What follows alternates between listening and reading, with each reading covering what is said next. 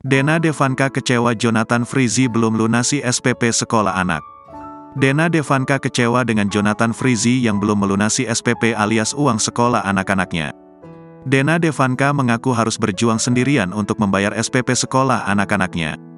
Dikutip dari YouTube Trans TV Official, Selasa, tanggal 22 Agustus tahun 2023, Dena Devanka mengatakan bahwa ternyata Jonathan Frizzy baru membayarkan uang sekolah anak selama 4 bulan.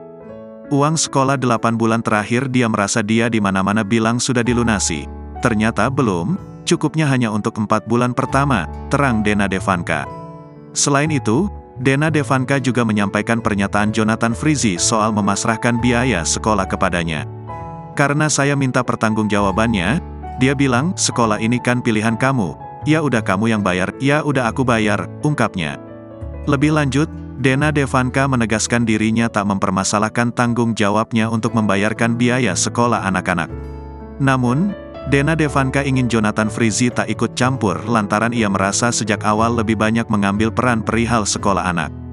Dena Devanka sempat membagikan cerita perihal Jonathan Frizzy yang membuat acara ulang tahun anaknya di sekolah tanpa sepengetahuannya. Hal itu yang membuat Dena Devanka kecewa dengan Jonathan Frizzy lantaran mantan suaminya tiba-tiba campur tangan urusan sekolah anak.